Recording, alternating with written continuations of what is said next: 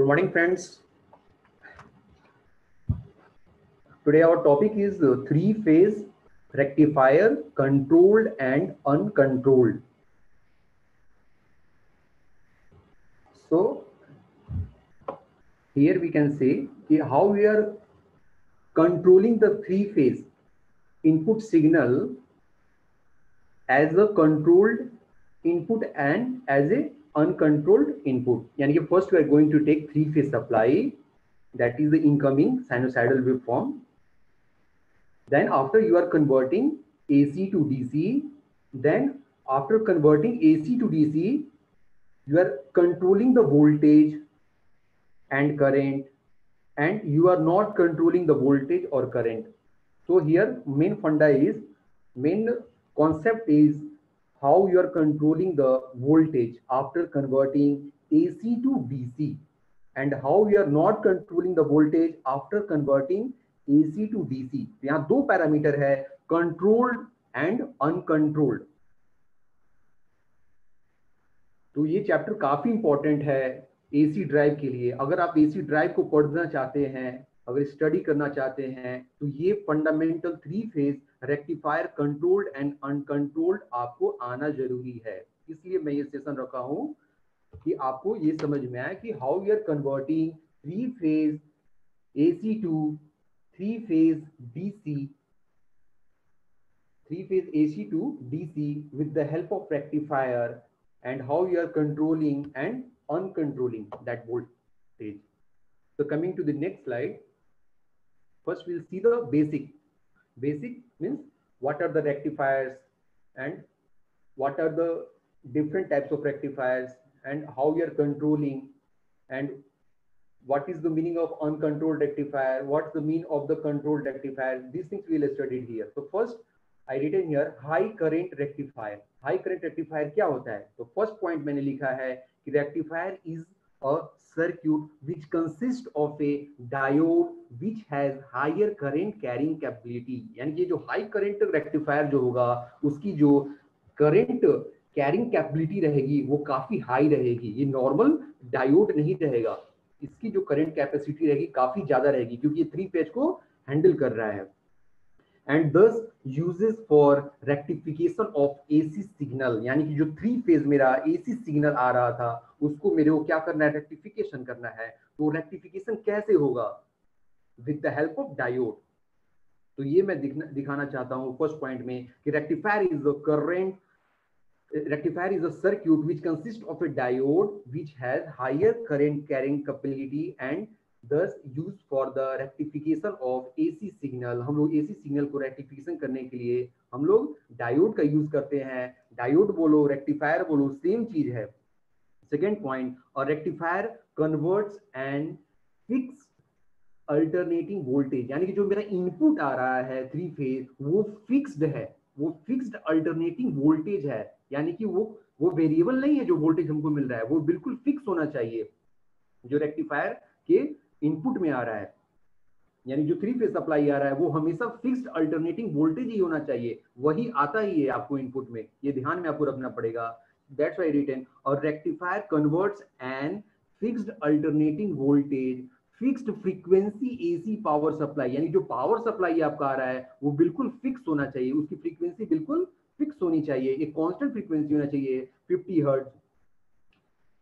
Fixed frequency AC power supply to a variable DC output voltage. यानी कि जैसे वो रेक्टिफायर AC को DC में कन्वर्ट करेगा, जो आपका DC आउटपुट आएगा वो वेरिएबल आएगा, वो फिक्स नहीं रहेगा, वो हमेशा वेरिएबल आउटपुट मिलेगा. यानी कि मैं एक पॉइंट बोल सकता हूं, ये जो रेक्टिफायर है ये फिक्स्ड अल्टरनेटिंग वोल्टेज को वेरिएबल आउटपुट, कैसा output, DC, variable DC output voltage में कन्वर्ट करेगा.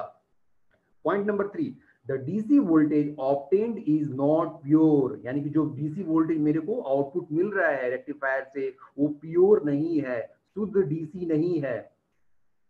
As form a battery. जैसे बैटरी से हम जो DC लेते हैं, जैसे DC हमको मिल रहा है बैटरी से, एक बैटरी स्टोरेज डिवाइस है, वहां से मेरे को अगर DC मिल रहा है वो बिल्कुल कांस्टेंट रहता है. लेकिन ये जो रेक्टिफायर मेरे को जो दे रहा है आउटपुट वोल्टेज DC, वो प्योर DC नहीं है. कुछ ना कुछ उसके अंदर रिपल फैक्टर है, उसको हमको प्योर बनाना पड़ेगा, लेकिन प्योर डीसी नहीं देता है, ये आपको बिल्कुल ध्यान में रखना पड़ेगा। Point number 4, the rectifiers are also called AC DC converters. इसको हम लोग एसी डीसी कन्वर्टर भी बोल सकते हैं, केवल कन्वर्टर भी बोलते हैं कितने लोग एसी टू डीसी कन्वर्टर भी बोलते हैं, या कितने लोग रेक्टिफायर भी बोलते हैं, या कितने लोग डायोड भी बोलते हैं। इसमें से आप कुछ भी टर्म्स आप यूज कर सकते हैं। Point number 5, the controlled rectifier employ SCR oblique diode and line commutation. That means जो कंट्रोल रेक्टिफायर है उसमें हम लोग एससीआर भी यूज कर सकते हैं, यानी कि जहां भी आपका कंट्रोल रेक्टिफायर की बात आएगी वहां पे हमको एससीआर यूज करना था। यानी कि जो ऊपर का मैंने पैरामीटर जो डायोड का पढ़ा वो अनकंट्रोल्ड है, और जो एससीआर अभी मैं बोल रहा हूँ silicon controlled rectifier, as the full form you can understand, silicon controlled rectifier, you are controlling the output voltage with the help of SCR. So in place of SCR, you can use diode, or you can use both SCR and diode for controlled rectifier. And the line communication, then that box where I can represent one box, there you are giving input three phase and you are getting output DC output you are getting, that is called line communication, where that 2 point will be any point of communication. I will discuss later this what is the line communication, at which point you can say this is the point of line communication is there. In next slide you can see, after few slides you will get about the line communication. Now I want to divide rectifier in different parts. What are different types of rectifier? So here rectifier we can divide in two parts. First is single phase and second one is three phase. So we are giving here two categories, that rectifier we can use as a single phase and we can use for the three phase. Our today agenda is three phase. We have to discuss about the three phase. We will focus on only three phase, controlled and uncontrolled. So again we are categorized that single phase we can divide in three category: uncontrolled, half controlled, full controlled. Again three phase we can divide again three types: uncontrolled, half controlled and full controlled. Again single phase uncontrolled, single phase here you can see uncontrolled divided in two parts: half wave and full wave. Here also uncontrolled divided in two parts: half wave and full wave. Here also full control dividing into two parts: half wave and full wave. So already you are studying about the single phase, uncontrolled, half wave and full wave. Everyone know about uncontrolled rectifier of the single phase. You are studied half wave rectifier, full wave rectifier, breeze rectifier. This is comes under single phase. What you are studied in classroom in earlier chapter. But here our agenda of discussion is three phase. How we are converting three phase into three categories: uncontrolled, half controlled and full controlled. So our discussion is uncontrolled. Today I will discuss about uncontrolled full wave and full controlled full wave. So this point I will discuss today. These things you know very well: half wave rectifier, full wave rectifier, breeze rectifier. This portion you know already. Okay. So coming to the next slide, some basics. So what is the uncontrolled and controlled rectifier? So diode we can say that uncontrolled rectifier, and thyristor SCR you can say that controlled rectifier. So I written here the rectifier circuit using diode only are called an uncontrolled rectifier circuit. When SCR, that means thyristor, are used to convert AC to DC, they have a controlled output voltage, so it is called it a controlled rectifier output. That means you are controlling the output voltage with the help of SCR, or you can say that thyristor. So we are saying this output voltage you are controlling with the help of SCR and thyristor. So we are using one word, controlled rectifier. ये ऐसा rectifier है जिसको हम लोग control कर सकते हैं output voltage का। बहुत ही इंपॉर्टेंट है, आपको एप्लीकेशन पॉइंट ऑफ व्यू से इसका एप्लीकेशन बहुत ही ज्यादा है।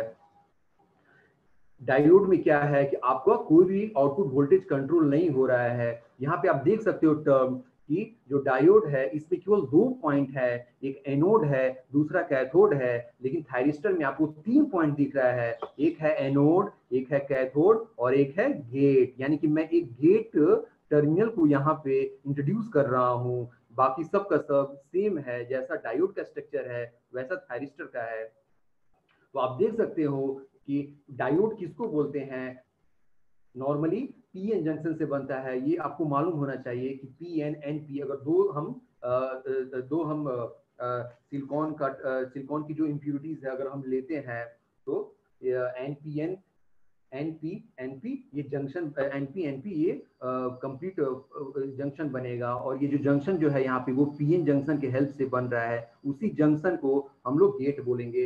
यहाँ पर पूछता है क्वेश्चन कि थायरिस्टर में कितने टर्मिनल्स होते हैं या एससीआर में कितने टर्मिनल्स होते हैं, तो आपका आंसर होगा 3, एक है कैथोड, एक है एनोड और तीसरा है गेट। कितने जंक्शन होते हैं तो आपको बोलना है 3 जंक्शन होता है। आप देख सकते हो यहाँ पे कि एनपी के बीच में एक जंक्शन है, एक पीएन के बीच में J2 जंक्शन है और एक एनपी के बीच में एक J1 जंक्शन है, यानी J1 J2 J3 3 जंक्शन है यहाँ पे। सो ये आपका हो गया डायोड एंड थायरिस्टर। थायरिस्टर आप लोग ऑलरेडी स्टडी कर चुके हो, डायोड भी स्टडी कर चुके हो। So this is the basics for understanding. Now we are converting AC to DC with the help of diode. ये जो डायोड है उससे हम लोग कन्वर्ट कर रहे हैं AC to DC, यानी कि एक टर्मिनल को हम लोग बोलेंगे एनोड और दूसरे टर्मिनल को हम लोग बोलेंगे कैथोड। क्या बोल रहा है डायोड के बारे में? A diode is a two-terminal device that normally allow current to flow in only one direction. यानी कि मुझे ध्यान में रखना पड़ेगा, ये जो डायोड है ये केवल फ्लो होता है, ये केवल अलाउ करता है current in one directional. That means हम लोग बोल सकते हैं यूनी डायरेक्शनल। हम लोग क्या बोल सकते हैं इसको? Unidirectional. It acts like an electronic light switch. It is either on means conducting और off means non conducting, यानी कि वो कंडक्ट करेगा या कभी नहीं करेगा। यानी कि मैं बोल सकता हूँ कि ये केवल पॉजिटिव हाफ साइकिल में ही कंडक्ट करेगा और निगेटिव हाफ साइकिल में कन्वर्ट नहीं करेगा। अगर फॉरवर्ड बायस में है, अगर रिवर्स बायस में है, वो निगेटिव हाफ साइकिल में कंडक्ट करेगा और पॉजिटिव हाफ साइकिल में कंडक्ट नहीं करेगा। So it will work only for any one cycle, either positive or negative. So it can even be compared to a mechanical check valve allowed fluid to flow only in one direction. यानी कि जहां भी mechanical applications है, जहां पर oil का flow हो रहा है, वो फ्लो केवल एक ही डायरेक्शन में होगा, उसके लिए इसका हम लोग यूज करते हैं। नेक्स्ट पॉइंट बोल रहा है the diode has a positive and negative terminal. जो डायोड है उसके 2 टर्मिनल होते हैं, एक है पॉजिटिव दूसरा है negative. The anode is plus and the cathode is minus. जो एनोड है उसको हम लोग प्लस बोलते हैं और जो कैथोड है इसको माइनस बोलते हैं। ये सभी को मालूम है। This is a very very basic. Now SCR थोड़ा बहुत आपको डिफिकल्टी जिसमें होती होगी, एससीआर उसको हम लोग यहाँ पर देखने जा रहे हैं। Silicon controlled rectifier. तो यहाँ पे हम जो मटेरियल लिए ये कौन सा है? सिलिकॉन है। नॉर्मली ये सिलिकॉन जो है वो सेमी कंडक्टर मटेरियल है, आपको मालूम होना चाहिए। 2 तरह के हम लोग सेमी कंडक्टर मटेरियल को ज्यादा जानते हैं, एक है सिलिकॉन दूसरा है germanium.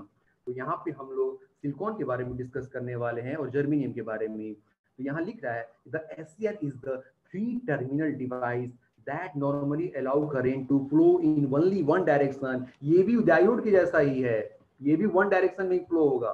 Never you tell it's will work in both direction. ये ट्रैक नहीं है, डायक नहीं है, ये सिंपल डायोड जैसा ही है, लेकिन इसमें हम एक और टर्मिनल लेते हैं उसको हम लोग गेट बोलते हैं, लेकिन ये भी वन डायरेक्शन में ही काम करेगा। फिर से मैं रिपीट करता हूँ, the SCR is the 3 terminal, दिख रहा है मेरे को यहाँ पे एनोड, कैथोड और gate, that normally allow current to flow in one direction। यानी कि ये जो करंट का फ्लो होगा केवल वन डायरेक्शन में होगा, जैसे कि डायोड का होता है।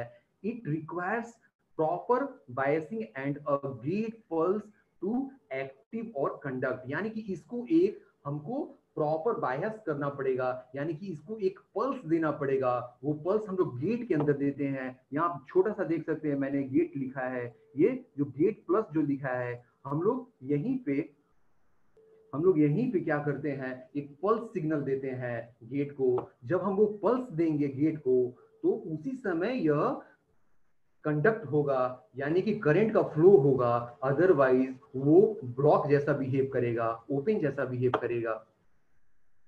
So rules of the operation, what are the rules of operation will be there in SCR? The SCR must be forward biased.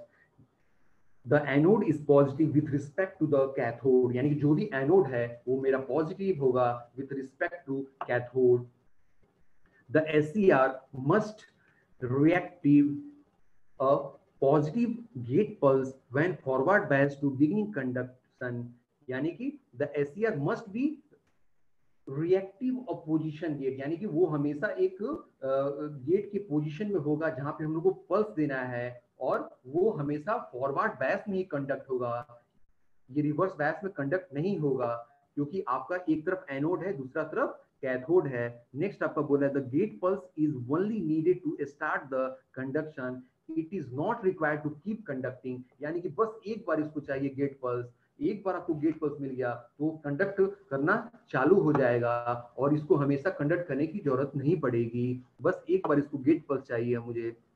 The SCR must reach a minimum holding current to break down the junction 0.7 volt for silicon and 0.3 volt for germanium, यानी बोल रहा है जो SCR है अगर वो silicon का बना हुआ है, यहाँ पे मैंने सिलिकॉन लिखा है, तो इसका ब्रेक डाउन वोल्टेज कितना है 0.7 वोल्ट है, तो उतना वोल्टेज हमको चाहिए इसको ब्रेक करने के लिए।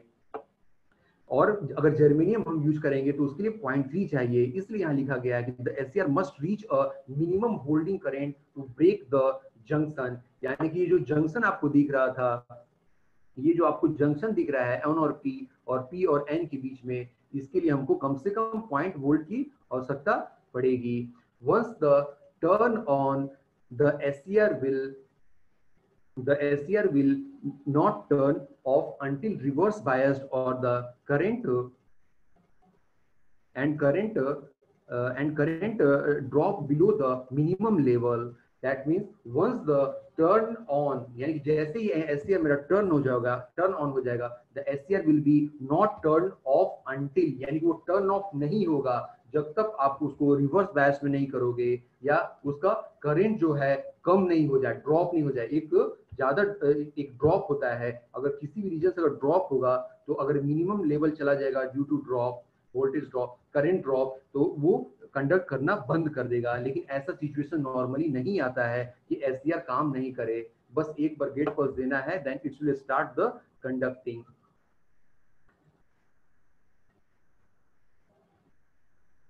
तो यहाँ पे एक और इम्पॉर्टेंट पॉइंट है, जो हम लोग गेट पल्स दे रहे हैं, गेट पल्स से हमारा जो एससीआर का जो वोल्टेज होगा वो कंट्रोल होगा, जो हम आगे देखने वाले हैं।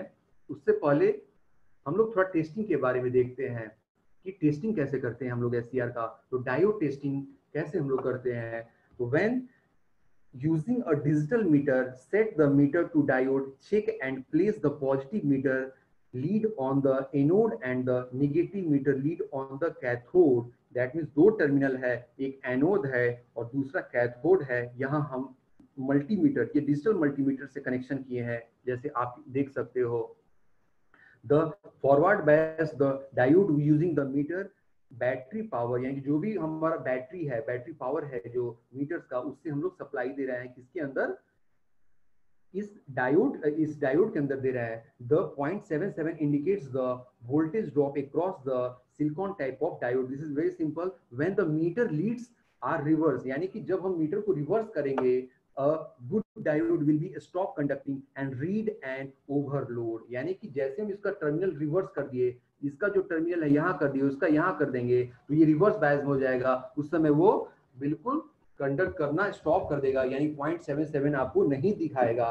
इसलिए वेरी वेरी इंपॉर्टेंट है कि इसको हमको कनेक्शन कैसे करना है। एक है एनोड, जिसको हम पॉजिटिव से, यानी कि पॉजिटिव को हमने एनोड से किया है और निगेटिव को हमने ये पॉइंट यानी कैथोड से किया है, और ये क्या है हमारा फॉरवर्ड बायस्ड में है। अगर मैं इसी को उल्टा कर दूंगा, यहाँ पे पॉजिटिव को लेकर के ऊपर में कनेक्शन कर दिया और माइनस निगेटिव जो है उसको मैंने नीचे कर दिया, जस्ट इसका रिवर्स, यानी कि ओएल दिखा रहा है, दैट मीन्स ओवरलोड कंडीशन दिखा रहा है, यानी कि it will stop the conducting. So like this simple method, with the help of multimeter, you can check your diode is whether working or not. आपका डायोड जो है वो बराबर है कि नहीं और वो काम कर रहा है कि नहीं, वो आप चेक कर सकते हो मल्टीमीटर से. This is very simple. Now next point, analogue meter, यानी कि with the help of analogue meter also you can check the how the diode is, whether diode is working or not, whether diode is good or not. So when the using an analog meter, set the meter to ohms, check using the x1 x scale, यानी कि इस scale का नाम मैंने x1 दिया है. Place the positive meter lead on the anode and the negative meter lead on the cathode, यानी कि सेम चीज है जैसे यहाँ पे हमने कनेक्शन किया है वैसे यहाँ भी मैंने एनालॉग मीटर से किया है. The forward batch the diode and will cause the meter to detect towards a small resistance reading, यानी कि जैसे ही हम उसमें हम सप्लाई देंगे तो वहां से आपका मीटर रीडिंग दिखाने लगेगा, यानी डिफ्लेक्शन दिखाने लगेगा, यानी बोले तो वहां पे रेजिस्टेंस का वैल्यू आपका आने लगेगा. That's why I written the meter to deflect towards a small resistance reading. एक छोटा सा रेजिस्टेंस यानी कि अराउंड 2 ओम तक आपको दिखाई देगा. 2 ohm 3 ohm depends upon capacity of the diode, कितना कैपेसिटी का है, कितना हाई करंट का है. When the meter leads are reverse, यानी कि मैंने क्या कर दिया, मीटर को रिवर्स कर दिया, यानी कि प्लस का जो कनेक्शन था उसको माइनस से कर दिया है और माइनस वाला जो पॉइंट है उसको हमने प्लस से कर दिया. Just reverse the indicate should change to never infinity, यानी कि जो भी आपका स्केल यहाँ दिखाएगा वो फिर इंफिनिटी को शो करने लगेगा. यानी कि यहाँ देख सकते हो यहाँ पर रीडिंग दिखा रहा है, यहाँ पे वो क्या हो रहा है, जस्ट उल्टा किक बैक कर दिया, यानी कि आपका इंफिनिटी दिखा रहा है. तो ऐसे आप चेक कर सकते हैं कि आपका डायोड सही है या गलत है. और भी बहुत सारे मेथड्स हैं, लेकिन ये बहुत बेसिक मेथड है और सिंपल मेथड है to check the diode testing.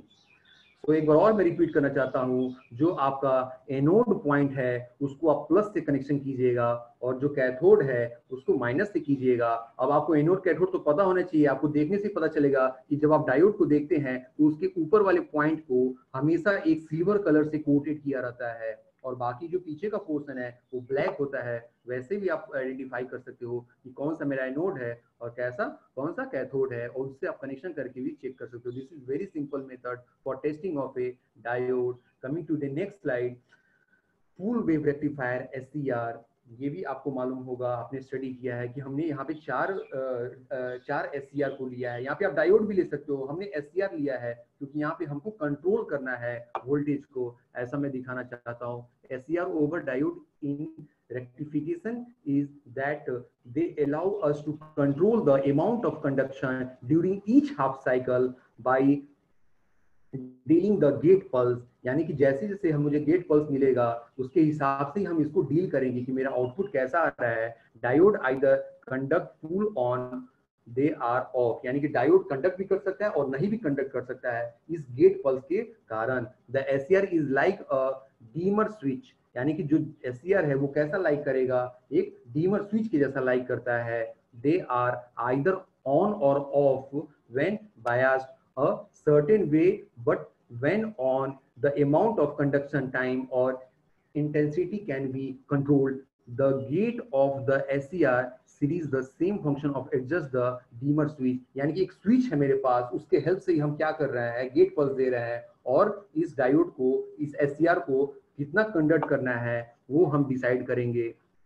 यहाँ पे हमको दिख रहा है कि हमने सिंगल फेज AC सिग्नल दिया है साइनोसाइडल, और यहाँ पे मुझे कंप्लीट DC मिल रहा है जो वेरिएबल DC के रूप में दिखाई दे रहा है. यहाँ पे कोई भी कहीं भी फायरिंग एंगल मुझे नहीं दिख रहा है. इसका मीनिंग है कि जो हमने डीमर को सेट करके रखा है वो 0 पे है, यानी कि कंप्लीट AC को वो कंप्लीट DC में कन्वर्ट कर रहा है. यहाँ पे कोई भी आपको वोल्टेज कंट्रोल मेरे को दिख नहीं रहा है. यहाँ से ये तो सिंपल डायोड जैसा ही काम कर रहा है. ये बहुत इंपॉर्टेंट है, आप ध्यान से सुनिए मैं क्या बोलना चाहता हूँ. ये जो मैं स्ट्रक्चर दिखा रहा हूँ और ये जो साइनोसाइडल वेवफॉर्म दिखा रहा हूँ ये बिल्कुल सिंपल डायोड के जैसा दिख रहा है. यहाँ पे अगर हम 4 डायोड लेते तो भी ये यही काम करता. अभी भी 4 SCR लिए हैं तो ये वेवफॉर्म भी वैसे ही का वैसे ही दिखा रहा है. तो फिर मैं ये SCR क्यों यूज कर रहा हूँ, मैं ये बोलना चाहता हूँ इस स्लाइड के थ्रू कि जो SCR का जो गेट कंट्रोलिंग है उसको मैंने मिनिमम पोजीशन पे रखा है.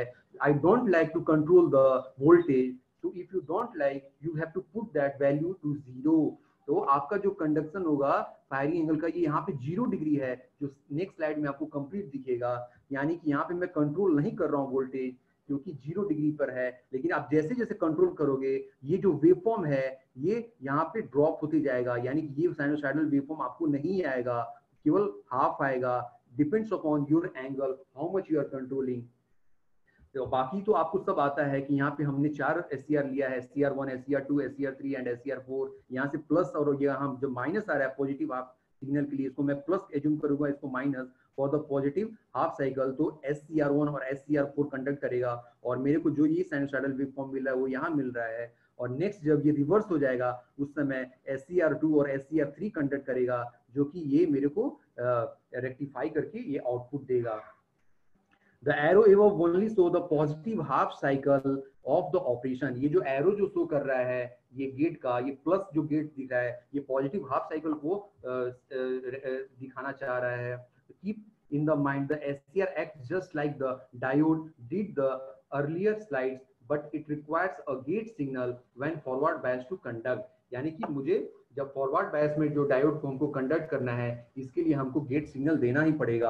अभी पक्का हम लोग अंदर जा रहे हैं कि SCR कैसे काम करता है, कैसे ये हमारा साइनोसॉइडल वेवफॉर्म है, कैसे यहाँ वोल्टेज कंट्रोल हो रहा है. वो जस्ट नेक्स्ट स्लाइड में ही आपका क्लियर है यहाँ कॉन्सेप्ट कि how you are using SCR as the controlled rectifier. यहाँ आप देख सकते हो कि यहाँ ये जो स्लाइड है और जो नेक्स्ट स्लाइड है ये सेम चीज को दिखा रहा है. आप थोड़ा ध्यान से देखिए, ये यहाँ पे मैं जो लिख रहा हूँ SCR फायरिंग एंगल, ये क्या बोल रहा है, if the positive gate signal occurs at the earliest time in the half cycle the SCR has the 0 degree. यही मैं रिपीट कर रहा था बैक स्लाइड में. यहाँ पे मैं जो बोल रहा था 0 डिग्री बोल रहा था, यहाँ भी वही चीज मैं बोल रहा हूँ कि यहाँ पे हम लोग जो SCR का जो है वो 0 डिग्री रखे हैं. The SCR have a 0 degree की फायरिंग एंगल. ये फायरिंग एंगल का मीनिंग क्या है कि डिसाइड करना पड़ता है कि आपका एंगल कितना होना चाहिए फायरिंग एंगल का. Either you are selecting 0 degree, 30 degree, 60 degree, it depends upon you. Here I decided that the firing angle will be 0 degree. A 0 degree firing angle allow the SCR to conduct for the entire half cycle and provide a maximum DC output. When the next half cycle begins, the SCR become reverse biased and turns of. यानी कि जैसे ही यह एक half cycle complete करेगा ये SCR क्या कर रहा है, कंडक्ट हो रहा है, लेकिन ये 0 डिग्री पे कंडक्ट हो रहा है. और जैसे ये हाफ साइकिल ये कंप्लीट होगा वैसे ही आपका SCR जो 1 है वो बिल्कुल ऑफ हो जाएगा. उस समय ये SCR2 जो है वो कंडक्ट होना चालू हो जाएगा. जैसे आप यहाँ पे देख सकते हो कि SCR आपका 2 कंडक्ट होना चालू हो जाएगा. तो वो जब कंडक्ट होना चालू होगा तो वो फिर जो नेगेटिव हाफ साइकिल है उसको फिर वो पॉजिटिव हाफ साइकिल में कन्वर्ट करेगा. लेकिन यहाँ पे आपको ध्यान देना पड़ेगा, यहाँ पे जो आपको फायरिंग एंगल है 0 डिग्री है, फिर यहाँ पे जो आपका फायरिंग एंगल होगा वो 180 डिग्री होगा. तो हम लोग बोल सकते हैं जो SCR2 है उसका फायरिंग एंगल 180 डिग्री है. यानी एक तरह से 180 डिग्री बोले तो 0 ही है ना यहाँ पे, तो यहाँ 0 होगा तो सेम का सेम साइनोसॉइडल वेवफॉर्म.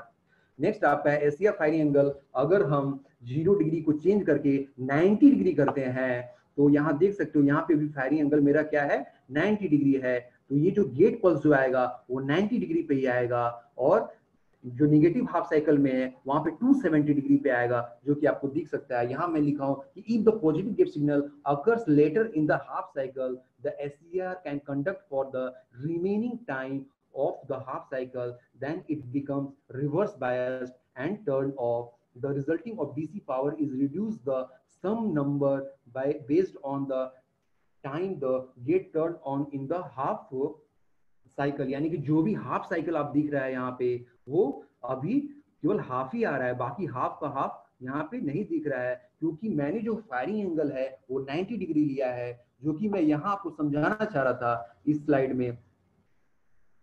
इस स्लाइड में मैं वही समझाना चाह रहा था कि ये जो एंगल है यहाँ पे 0 डिग्री लिया हुआ है फायरिंग एंगल, यहाँ पे सेम का सेम आउटपुट आ रहा है, लेकिन यहाँ पे जो आपका है जो यहाँ पे जो फायरिंग एंगल है वो 90 डिग्री है.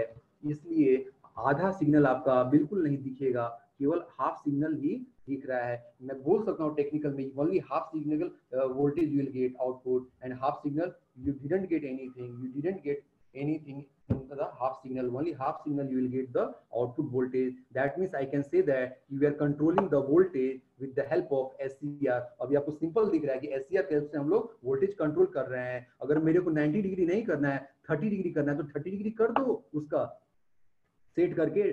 जब जैसे आप पॉइंट को सेट करोगे 30 degree with the help of your with the help of terminal, you can set here with the help of the dimmer. I written here the SCR is like the dimmer switch, यानी कि dimmer switch एक होता है, उसके help से आप लोग उसको एडजस्ट करोगे। अगर 30 डिग्री आप एडजस्ट करोगे तो ये भी जो सिग्नल स्टार्ट यहाँ जो 90 से हो रहा था वो 30 से होगा। तो ये है SCR का कंट्रोलिंग। और फायरिंग एंगल क्या बोलते हैं कि जो हम सेट करते हैं डिमर को 0 डिग्री 90 डिग्री, इसको ही हम लोग फायरिंग एंगल बोलते हैं। ये सारे ऑपरेशन आपको CRO पर दिख सकता है कि कैसे हम लोग इसको कंट्रोल कर रहे हैं। Coming to the next point, हमारा आज का एजेंडा है 3 फेज AC को। अभी तक हम बेसिक ही देख रहे थे, हमारा एजेंडा है कि कैसे 3 फेज AC को कैसे DC में कन्वर्ट करना है। तो यहाँ पे हम देख सकते हैं कि 3 फेज साइनोसाइडल वेवफॉर्म, एक है A जिसको ब्लू लाइन से रिप्रेजेंट किया हूँ, दूसरा है B जिसको रेड से रिप्रेजेंट किया हूँ, और तीसरा है ग्रीन कलर का जिसको मैं C से रिप्रेजेंट किया हूँ। आप बहुत केयरफुल होकर देखिए मैं क्या अभी बोलने जा रहा हूँ। This is very important to understand the in 3 phase signal all the 3 phase will be phase difference of the 120 degree, यानी कि जो तीनों साइनोसाइडल वेवफॉर्म दिख रहा है ये एक दूसरे से 120 डिग्री के एंगल पे है। तो यहाँ पे जो ये पॉइंट जो दिख रहा है ब्लैक कलर का 1 2 3 4, ये जितने भी पॉइंट्स हैं इसी पॉइंट को हम लोग क्या बोलते हैं, पॉइंट ऑफ कम्युनिकेशन। यहीं पे हम लोग डिसाइड करते हैं, जो कि हम यहाँ डिस्कस करने वाले हैं। यहाँ पे आप देख सकते हो मैं लिखा हूँ each phase is most positive for 120 degree during one cycle of the 3 phase power. The same is turned for the negative half cycle at the time in which 2 phase intersect. Both phase have the same potential. This instant in time is a fraction of the 1 cycle of the power. यानी कि ये बोल रहा है कि ये जो blue colour का हम कंसीडर करते हैं ए फेज को, यानी कि यहाँ से ये आते हुए अगर यहाँ तक कंप्लीट कर रहा है तो इसको हम लोग क्या बोलेंगे, 1 साइकिल। यहाँ पे देख सकते हो मैंने यहाँ पे 1 साइकिल लिखा है। 1 साइकिल का मीनिंग क्या है, complete 120 complete 180 complete 360 degree, complete 360 degree. You can see here from here to here. अगर हम यहाँ से कंसीडर करेंगे तो यहाँ से ये आते हुए साइकिल यहाँ तक चला जाएगा, यहाँ तक, यानी कि ये कंप्लीट आपका 360 होगा। यानी कि एक पॉजिटिव हाफ साइकिल भी चाहिए और ये एक निगेटिव हाफ साइकिल है। इसलिए ऐसा ही ग्रीन में भी आप देख सकते हो कि एक तो मेरे को निगेटिव साइकिल मिल गया है, इधर का थोड़ा हाफ है पॉजिटिव और इधर का हाफ अगर लेंगे तो ये भी एक कंप्लीट साइकिल बन जाएगा। लेकिन आप अगर फेज डिफरेंस देखोगे तो ए और बी और सी के बीच में कितना है, 120 डिग्री फेज डिफरेंस है। This is important when converting AC to DC and is called it the natural point of communication। यानी कि ये जो पॉइंट जो हमको दिख रहा है AC से DC कन्वर्ट, इसलिए से हमको important है ये point of communication in the 3 phase bridge rectifier। The natural point of communication is the point when one diode turns on and another turns off because the biasing naturally cause it। यानी कि ये जो point of communication है वो बहुत ही important है जब हम AC को DC में कन्वर्ट करते हैं फॉर एनालाइज के लिए। एनालाइज हम करना है उसके लिए हमको पॉइंट ऑफ कम्युनिकेशन बहुत ही इंपॉर्टेंट है, इसी को हम लोग पॉइंट ऑफ कम्युनिकेशन बोलते हैं। तीसरा आता है T1 T2 T3 T4, ये टाइम पीरियड है जो एक्स एक्सिस है। मैंने इस पॉइंट को कंसीडर किया है कि इस पॉइंट पे T1 पे क्या हो रहा है, T2 पे फिर क्या हो रहा है, T3 पे फिर क्या हो रहा है। क्या हो रहा है कि मीनिंग यह है कि आपका जो ए फेज है, बी फेज है और सी फेज है उसका पोजीशन क्या है, कहाँ पे वो लाई कर रहा है, क्योंकि मुझे ये 3 फेज को AC से DC में कन्वर्ट करना है। इसलिए ये आपको T1 T2 T3 T4 T5 T6 T7 T8 इसको समझना पड़ेगा, क्योंकि हर एक अलग अलग T1 T2 और T3 में आपको अलग अलग पोजीशन मिल रहा है। कहीं पे वो पॉजिटिव हाफ साइकिल में है तो कहीं पे ये नेगेटिव हाफ साइकिल में दिख रहा है। तो इसी को एनालाइज करना है आज मुझे। ये जो आपका नेक्स्ट स्लाइड है, यहाँ पे मैंने लिखा है कि 3-फेज ब्रीज अनकंट्रोल्ड रेक्टिफायर, यानी कि ये जो 3-फेज सिग्नल है इसको मेरे को एसी से डीसी में कन्वर्ट करना है। ये जो भी मुझे कंट्रोल करना है, इसको हमको कंट्रोल करने के लिए टोटल 6 डायोड चाहिए, जैसे आप देख सकते हो स्क्रीन के ऊपर। जैसा मैंने नाम लिखा है 1 2 3 4 5 6, यानी कि टोटल 6 डायोड है। यहाँ पे मैं लिख रहा हूँ कि फेज ए, फेज बी और फेज सी, यानी कि 3 इनपुट हमारा आ रहा है, यानी कि साइनोसाइडल जो 3 फेज का सप्लाई है ए बी सी। थोड़ा ध्यान से देखिएगा, ये ए है, दूसरा बी है और तीसरा सी है। यहाँ भी आपको दिख रहा है ए बी सी, यानी कि वो 3 इन द 3, यहाँ पे लिखा है इन अ 3 phase AC power system each phase is 120 degree apart and we are giving a 3 phase supply to this 6 diode। यहाँ पे जो ऊपर का जो डायोड है मैं लिख रहा हूँ the 3 phase breeze rectifier, इसको हम लोग ब्रीज बोलते हैं। जैसे आप फुल वेव रेक्टिफायर बोलते थे पहले, ब्रीज रेक्टिफायर बोलते थे सिंगल फेज में, वैसे ही यहाँ पे भी 3 फेज में, वहां 4 यूज करते थे, यहाँ पे मैंने 6 यूज किया है और ज्यादा कुछ नहीं किया है मैंने। वहां पे 4 आप यूज करते थे ब्रिज रेक्टिफायर में सिंगल फेज में, यहाँ पे मैं 6 यूज कर रहा हूँ। क्यों यूज कर रहा हूँ, कैसे इसका वर्किंग है, वो सब हम देखने जा रहे हैं यहाँ पे। और 3 phase bridge rectifier is depicted below।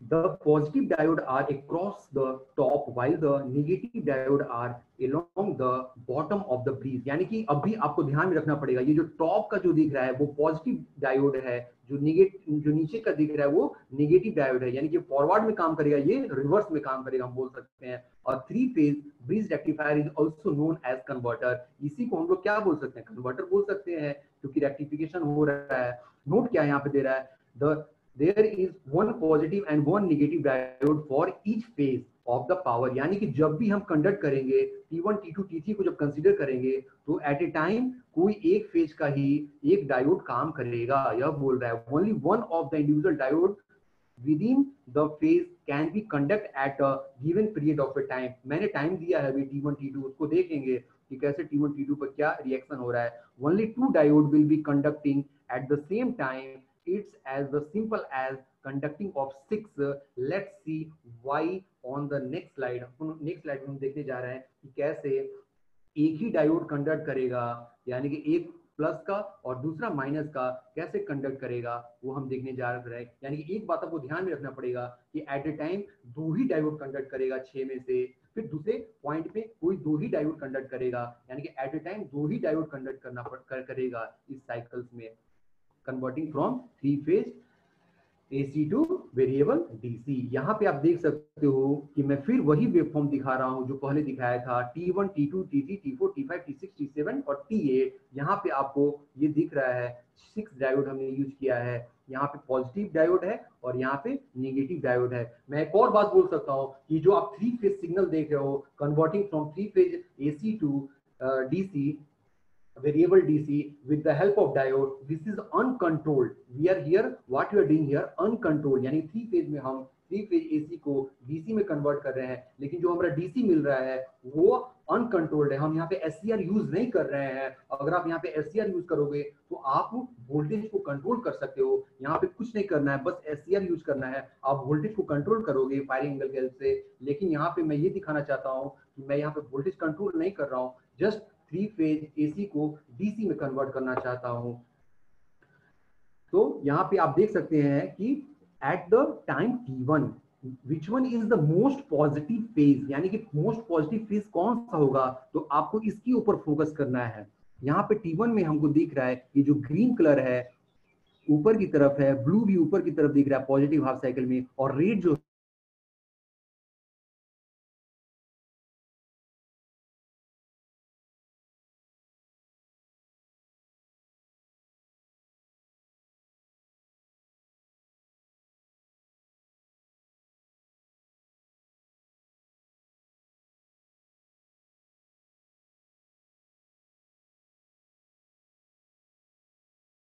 आप देख सकते हो कि यहाँ पे 5 नंबर का जो डायोड है, ध्यान से देखिए यहाँ पे जो 5 नंबर का जो डायोड है वो मोस्ट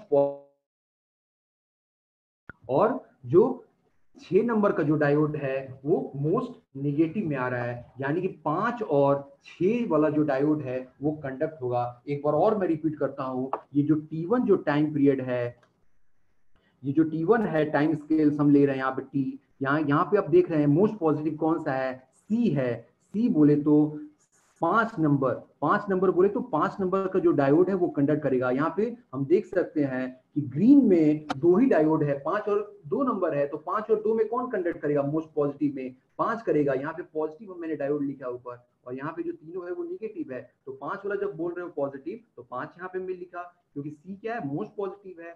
और जो 6 नंबर है वो है निगेटिव। निगेटिव बोले तो यहाँ पर निगेटिव रेड कलर का है, रेड में निगेटिव कौन सा है, 6 नंबर है, तो यहाँ पे मैंने 6 नंबर लिखा है।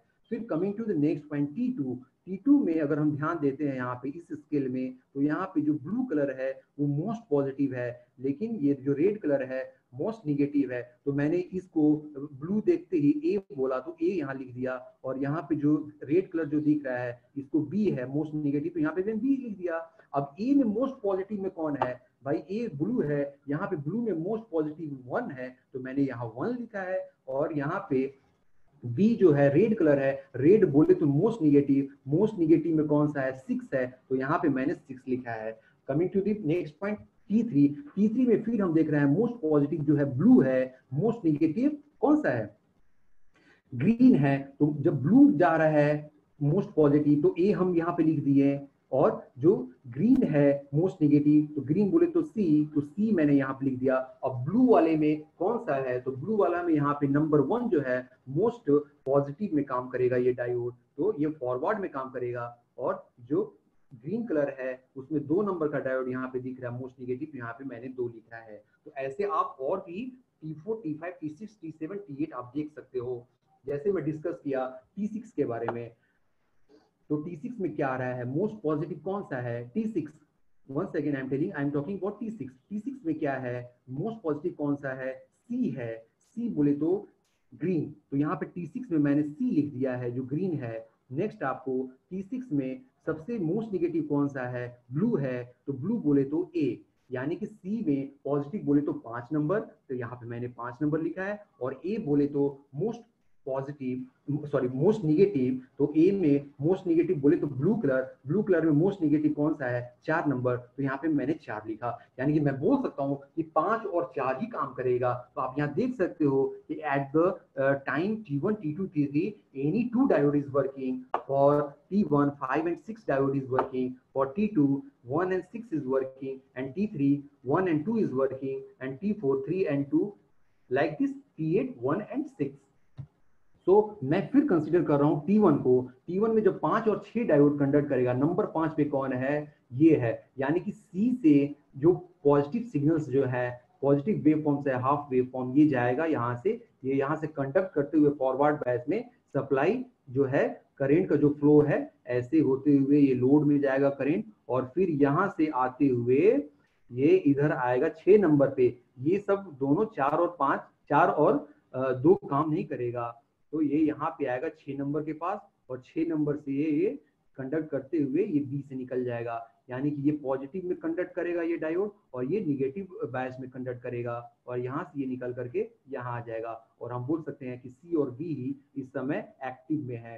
बाकी ए देख सकते हो यहाँ पे कि बहुत काफी कम है सिग्नल, इसलिए हम इसको कंसीडर नहीं करेंगे, केवल 5 और 6 को ही कंसीडर करेंगे। तो यहाँ पे मेन फंडा क्या आ रहा है कि सब कुछ स्टडी करने के बाद मुझे क्या कंक्लूजन आ रहा है कि टर्न ऑन का कंक्लूजन आ रहा है कि जैसे मैंने T1 को कंसीडर किया, मुझे कुछ नहीं मिल रहा था, यहाँ पे स्किप मैंने लिखा है। T2 जब आएगा तो सबसे ज्यादा टर्न ऑन में कौन सा है, नंबर 1 है। नंबर 1 बोले तो ये वाला है जिसको मैंने छोड़ दिया है। फिर यहाँ पे अगर हम देखते हैं नंबर 1 यहाँ पे आप देख सकते हो, यानी कि ये है मोस्ट पॉजिटिव। नंबर 2 आप देख सकते हो ये हो गया मोस्ट निगेटिव, यानी कि नंबर 2 में मोस्ट निगेटिव बोले तो ये ग्रीन कलर का है। Coming to the point T4 में 3 नंबर है, 3 नंबर बोले तो ये टर्न ऑन का ऑर्डर है। यानी कि इसी दोनों में से पॉजिटिव और निगेटिव में से मैंने एक पॉइंट यहाँ पे लिखा है, जैसे पहला मैंने नंबर 1 लिखा, दूसरा नंबर 2 लिखा, तीसरा 3, चौथा 4, 5, 6, यानी कि एक सीक्वेंस यहाँ पे दिख रहा है डायोड का कंडक्शन का, कि पहले 1 नंबर कंडक्ट करेगा, फिर दूसरा नंबर कंडक्ट करेगा, फिर तीसरा कर रहा है, फिर चौथा कर रहा है, फिर पांचवा कर रहा है, फिर छठा कर रहा है। यानी कि ये ऑर्डर हो गया टर्न ऑन का। अगर ये आपको समझ में भी नहीं आता है तो कोई प्रॉब्लम नहीं है, आप इस दोनों को समझा कीजिए कि सबसे ज्यादा टर्न ऑन कौन सा रहेगा, और पॉजिटिव साइकिल में और पॉजिटिव डायोड में और माइनस डायोड यानी कि नेगेटिव डायोड में कौन सा कंडक्ट करेगा, यानी कोई 2 डायोड कंडक्ट करेगा। ये बहुत इंपॉर्टेंट है, ये भी इंपॉर्टेंट है अंडरस्टैंडिंग के लिए कि कैसा सीक्वेंस है डायोड का। तो हम बोल सकते हैं 1 number, 2 number, 3 number, 4 number, 5 number, 6 number, फिर 1, फिर 2, फिर 3, फिर 4, ऐसा वो रिपीट होते रहेगा साइकिल जैसा। तो ये कंप्लीट हो गया AC टू DC आपका। नेक्स्ट आता है, क्या हमने समरी देखा, ये जो चार्ट हमने देखा है इसका समरी क्या निकल करके आता है हमारे पास। तो यहाँ बोल रहा है each phase is the most positive for 120 degree, it's positive diode splits conducting time 60 degree, यानी कि जो कंडक्टिंग का जो टाइमिंग है वो 60 डिग्री रहेगा। यहाँ देख सकते हो कि जो डायोड का जो कंडक्टिंग का जो मीडियम है वो 60 डिग्री है। यहाँ से यहाँ तक, यहाँ से यहाँ कितना है भाई, यहाँ से लेकर यहाँ तक कितना है, 180 डिग्री है।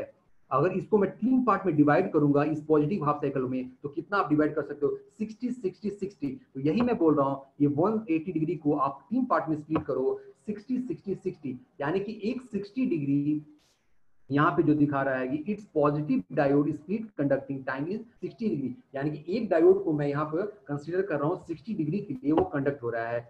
When each negative diode is to the other phase, यानी कि जो दूसरा डायोड हो रहा है वो दूसरे 2 फेज में कंडक्ट करेगा।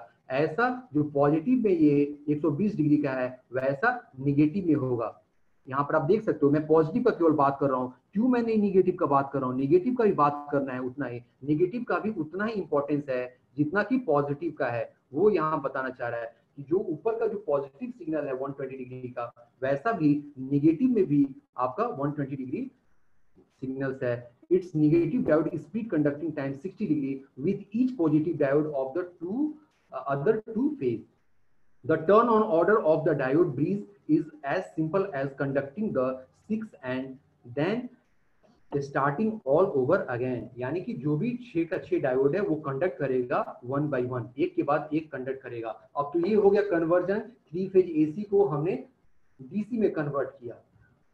तो जैसे वो DC में कन्वर्ट करेगा तो उसका वेव फॉर्म कैसा होगा, जैसे कि यहाँ पे मैंने कन्वर्ट किया था,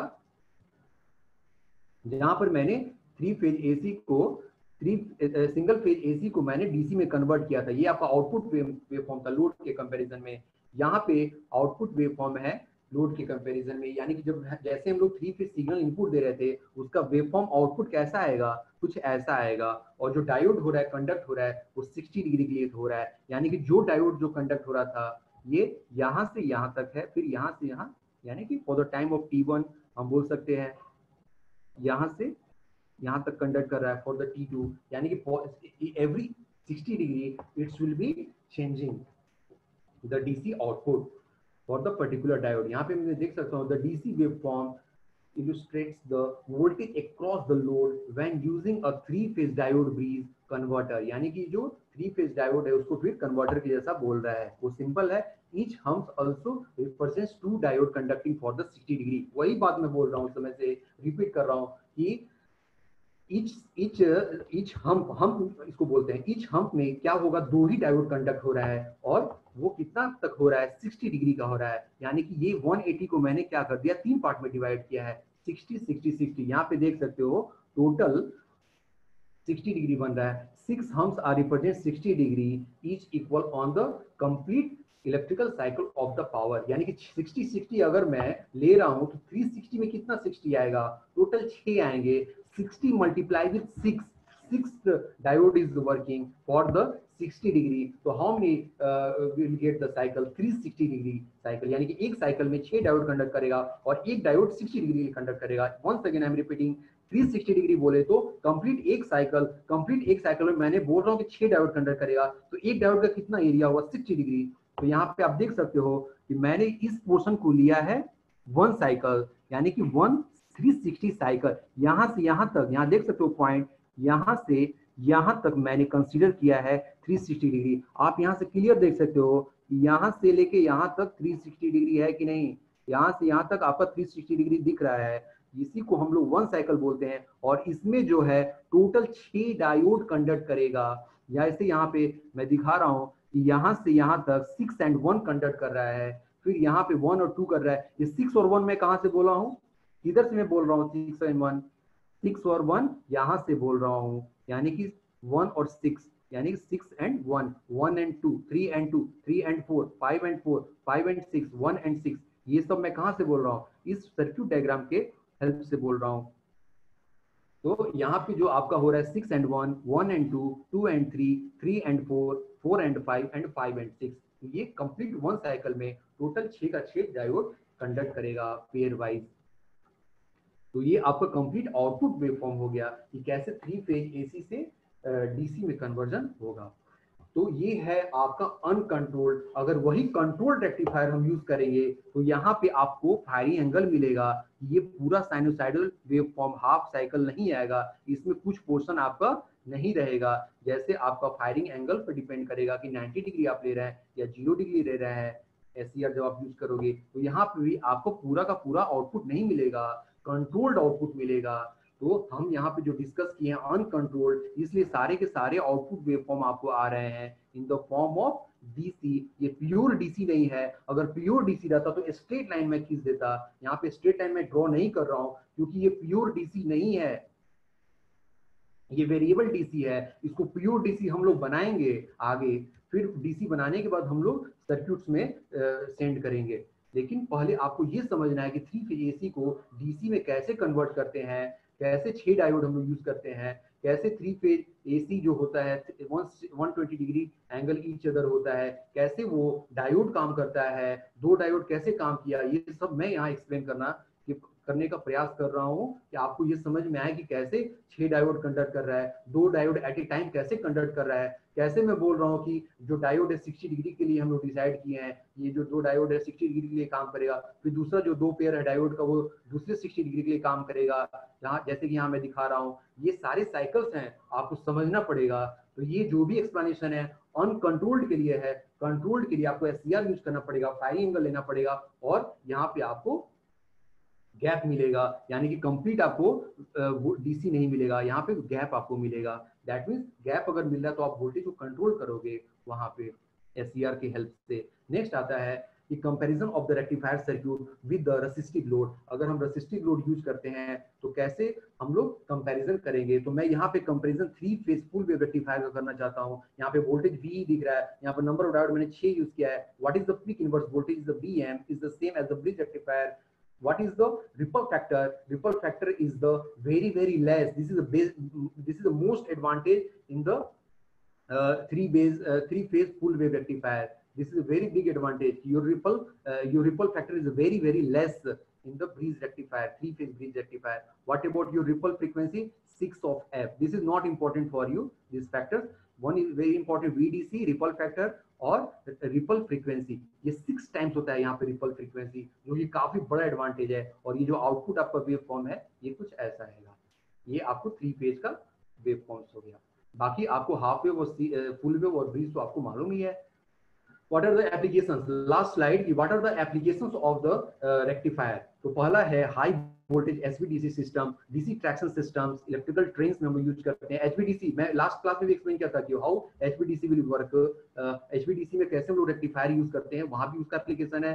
next, adjust the speed of A DC drive. जब आप डीसी ड्राइव पढ़ोगे तो वहां भी हमको स्पीड को कंट्रोल करना है, वहां पे भी फ्रैक्शनल हॉर्स पावर से लेकर के फ्रैक्शनल हॉर्स पावर से लेकर मेगा हॉर्स पावर तक के लिए हम लोग इसका यूज करते हैं। जो डीसी ड्राइव कहाँ यूज होगा, रोलिंग मिल्स में होता है, पेपर मिल्स में होता है, प्रिंटिंग प्रेस, टेक्सटाइल मिल में यूज होता है। नेक्स्ट आपका आ रहा है इलेक्ट्रोकेमिकल प्रोसेस, जैसे इलेक्ट्रोप्लेटिंग है, एनोडाइजिंग है, प्रोसेस जो होता है इलेक्ट्रोप्लेटिंग का, वहां भी यूज करते हैं। पोर्टेबल हैंड सेट टूल, जैसे हम लोग हाथ से जो पोर्टेबल हैंड सेट यूज करते हैं वहां भी हम लोग ड्राइव यूज करते हैं, वहां भी इसका यूज होता है। बैटरी चार्जर, अगर मेरे को बैटरी कहीं चार्ज करना है तो मेरे को एसी को तो डीसी कन्वर्ट करना पड़ेगा, वहां भी इसका रेक्टिफायर का यूज करते हैं। आर्क एंड रेसिस्टेंस वेल्डिंग, वहां भी इसका हम लोग यूज करते हैं वेल्डिंग प्रोसेस से।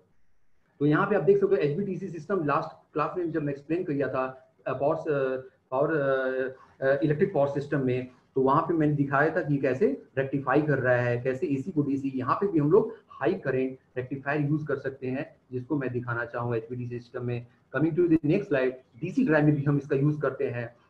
डीसी ड्राइव आपको पढ़ना है, यहाँ भी काफी इंपॉर्टेंट है। यहाँ पे as a converter you are converting AC to DC, then you are sending to that voltage to the DC motor. तो डीसी मोटर को डीसी सप्लाई चाहिए, कैसे डीसी सप्लाई आएगा? With the help of converter, because a source is there three phase AC. तो first we are going to convert into AC to DC, then you are giving to DC motor. For that application also we are using converter system. Coming to the next slide, AC drive जो बहुत important है आपके लिए। AC drive में जैसे three phase AC signal आता है, हम लोग डायरेक्ट मोटर में नहीं भेजते हैं, हम इसको पहले एसी टू डीसी कन्वर्टर में भेजते हैं। यही आज मैंने स्टडी किया कि कैसे 6 डायोड यूज कर रहे हैं और ये 6 डायोड कैसे काम करता है। तो यहाँ पे जो वोल्टेज हमको मिलेगा, यहाँ पे अनकंट्रोल्ड वोल्टेज मिलेगा, ये 6 डायोड के कारण। अगर यहाँ पे अगर एससीआर आप यूज करोगे तो आपको जो आउटपुट वोल्टेज यहाँ पे मिलेगा, सॉरी, यहाँ पे जो आपको आउटपुट वोल्टेज मिलेगा ये कंट्रोल्ड वोल्टेज मिलेगा। अभी जो मेरे को वोल्टेज यहाँ पे दिख रहा है डायग्राम में, वो अनकंट्रोल्ड वोल्टेज है, क्योंकि मैंने डायोड यूज किया है। अगर एससीआर यूज करेंगे तो कंट्रोल्ड हमको वोल्टेज मिलेगा। यहाँ पे रेसिस्टेंस बिल्डिंग में भी इसके एप्लीकेशन है। रेसिस्टेंस बिल्डिंग में भी आप देख सकते हो, पहले थायरिस्टर हमने यूज किया है, फिर यहाँ पे इन्वर्टर यूज किया है, फिर ये ट्रांसफार्मर में जाकर के यहाँ पे वेल्डिंग प्रोसेस में जा रहा है। तो रेसिस्टेंस बिल्डिंग में भी इसका हम लोग यूज करते हैं to convert AC to DC. Again it will convert DC to AC. तो ऐसा हम लोग यहाँ देख सकते हैं कितना इसका लार्ज एप्लीकेशन है। Once again I am coming to the AC drive. AC drive में आप जैसे यहाँ देख सकते हो कि 3 फेज जो इनपुट सिग्नल्स है कैसे आ रहा है यहाँ से, और यहाँ के बाद ये एसी टू डीसी में कन्वर्ट हो रहा है, और फिर ये जो डीसी को फिर डीसी बस में जा रहा है। ये सब बात का डिस्कशन है, हम लोग नेक्स्ट क्लास में डिस्कस करेंगे ये कैसे कन्वर्ट होता है। बस आज का जो बेसिक इंट्रोडक्शन था कि वो था रेक्टिफिकेशन, कैसे हम लोग एसी को डीसी में कन्वर्ट कर रहे हैं, और फिर वो नेक्स्ट साइकिल में जा रहा है। तो ये आपका इंपॉर्टेंट था। सो ये आपका कंप्लीट हुआ। Any doubt? So if you have any doubt can you ask. So your session is complete.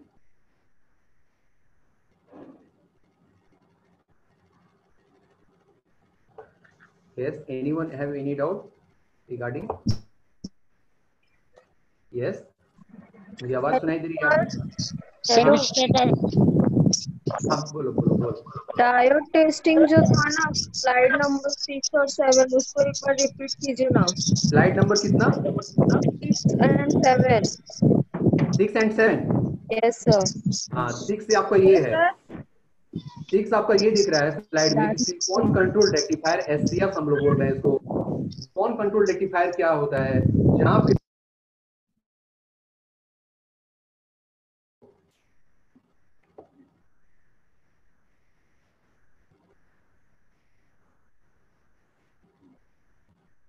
Hello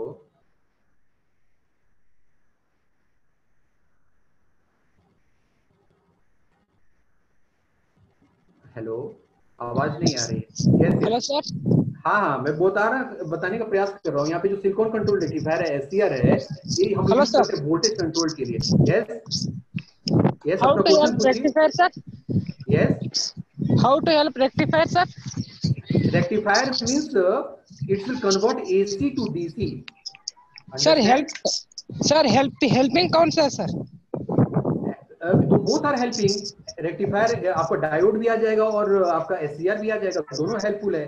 depends upon your application, what is your application, whether you want controlled voltage और uncontrolled voltage. If you want controlled voltage you use SCR, silicon control rectifier. Otherwise you can use simple diode if you don't want to control the voltage.